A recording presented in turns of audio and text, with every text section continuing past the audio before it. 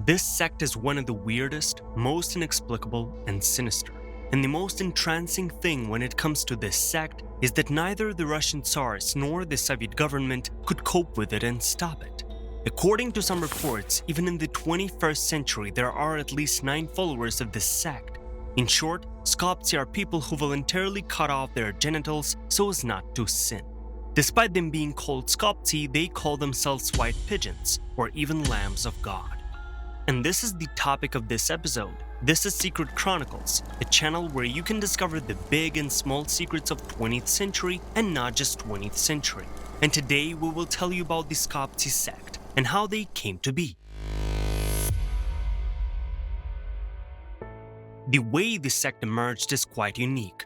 In 1771, in the Orlovskaya province, 2 residents of the village of Maslovka, whose names were Trofim and Peter, bathed on the river. Trofim, seeing his friend naked, could not believe his own eyes. He did not have genitals. To the perplexed question of what this is all about and why he did this, Peter replied with dignity that he had castrated himself in order to, just as to not to be united with the wife fleshly. Nonetheless, this was not the end of the incident. Trofim told his wife, she told the priest, and the priest decided to figure out what was happening here. Furthermore, the investigation was carried out at a fairly high level. The case was led by investigator Volkov, who acknowledged fascinating truth behind the matter. In 1763, a certain Andrei Blokhin visited the village, who from childhood nailed to 2 beggars. With them, he traveled all around Russian Empire. After 6 years of wayfaring, when Blokhin was 14 years old, he met a representative of the so-called Listovshchina, when people fell into a trance during prayers, etc., and pretty much constantly predicted the end of the world. The member of this sect, Mikhailo Nikolin, managed to captivate the teenager with the remarkable, on the opinion of Mikhailo, ideas of this religious direction, one of the prohibitions of which, by the way, was carnal pleasures. Blokhin wholeheartedly accepted the postulates of Listovshchina, and what the boy did next is simple. In order to fully correspond to the image and, in the way he saw it, become more spiritual, he cauterized his testicles with a red-hot iron. Obviously, the procedure was, to put it softly, dangerous and exceptionally painful. But Blokhin managed to get back on his feet, and having recovered, he began to travel, preaching the ideas of Listovshchina. The first to get the influence was the man named Kondraty Trofimov, who, after a conversation with Blokhin, decided to injure himself. The surgery took place in the bathhouse, after which both friends began to preach the new doctrine. It so happened that the village of Maslovka was almost completely under the influence of the ideology of Listovshchina, so the ideas of Blokhin and his associate fell on lush ground. Even more so, the local Mother of God, Akulina Ivanovna, even publicly called Andrei Blokhin the Latter-day Christ and the surviving son of the Russian Emperor Peter III. After such a huge, let's say, promotion in Maslovka and neighboring villages, a huge number of people, and we mean hundreds at the beginning, appeared who wanted to settle down in order to meet the end of the world without any carnal sin. But let's get back to the investigation. The authorities decided that all the men who voluntarily went to the operation simply lost their way in life and were not subject to serious punishment. The idiots were simply flogged and let go home. Blokhin himself was sent into exile to the Far East, where he most likely died. In any case, history has not preserved any later mentions of the man. It would seem that the job is done and everyone can calm down, but in reality, it is not quite like that. The investigators made a serious flaw. The same Kondraty Trofimov escaped punishment. The man, deciding that the open propaganda of castration would not lead to anything good, simply called himself the redeemer of human sins and set off. But true, already under the name of Selivanov. The newly minted Redeemer settled at the Lugina factory, Tula province. It turned out that almost all the workers during Blokhin's time had stigmatized themselves, almost without exception. Therefore, Selivanov came to the prayer place.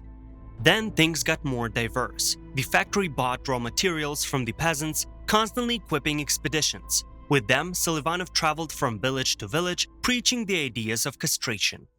And it turned out like in some tale.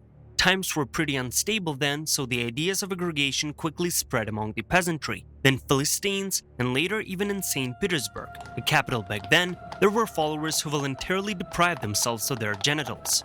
As in the case of any interesting event, the Skoptsy had sponsors, wealthy merchants, who provided considerable financial assistance.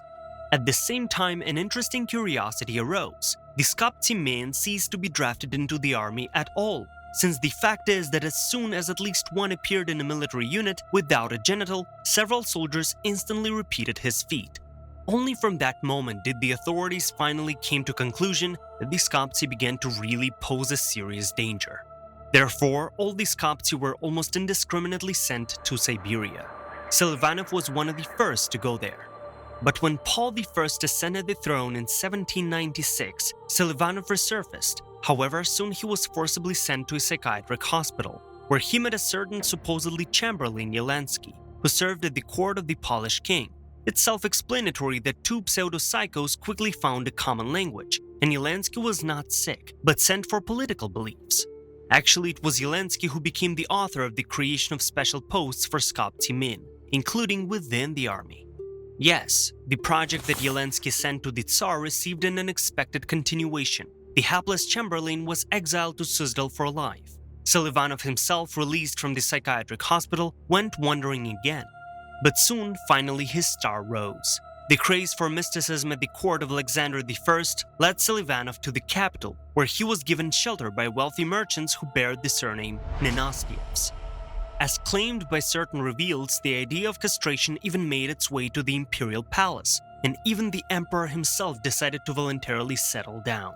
Whether this is really the case is not known for certain, but among the Skoptsy it is the reign of Alexander I that is considered the golden age of this movement. In any case, it was at this time that the Skoptsy began to rapidly grow, become rich, and gain power, and along with it, influence. What also should be said about them is that they always helped each other. Moreover, the dwellings of the Skoptsy were distinguished by impeccable cleanliness and also well-groomed, but the owners were unwelcoming to uninvited guests.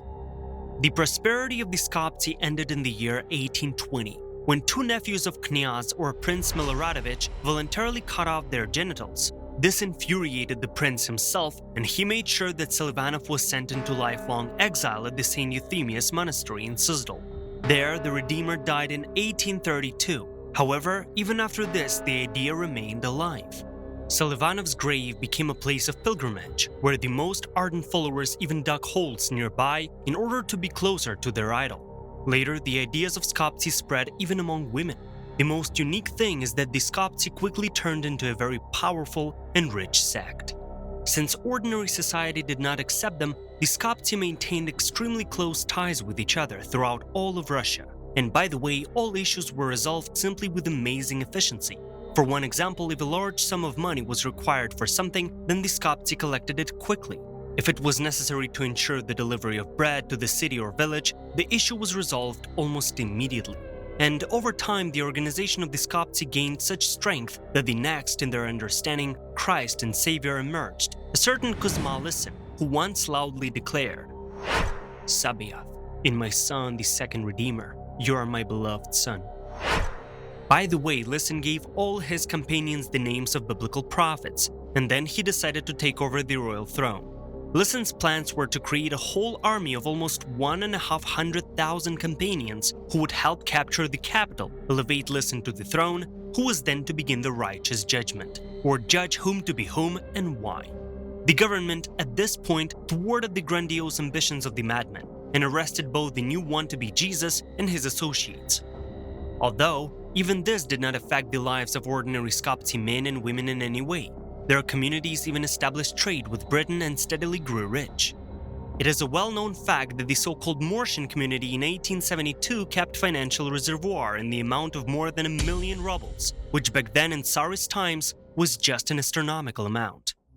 But the October Revolution was met calmly by the Skoptsy and, according to some reports, even provided significant financial support to the new government. Later, even the State Farm Forest Glades was created, which Lenin himself personally supervised.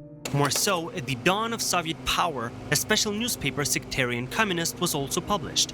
However, rumors about the untold riches of the Skoptsy community attracted various thirsty ladies and gentlemen of easy money.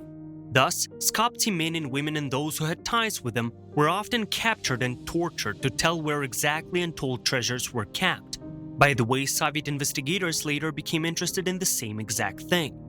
Some interlude came only during the time of the so-called new economic policy, but as soon as it was trimmed, already on the personal order of Stalin himself, sectarianism in any form or shape was ended forever. The investigators of the OGPU and KVD were more concerned with the Skoptsys, who had large, serious, and strong ties with their co-religionists throughout the vast country. Therefore, the most high-profile trials of sectarians in the late 1930s took place precisely over the Skoptsys. We've got to keep in mind that within the framework of that time, the Skoptsy were called kulaks, which is plural for fists, subjected to the procedure of dekulakization and sent into exile in Siberia.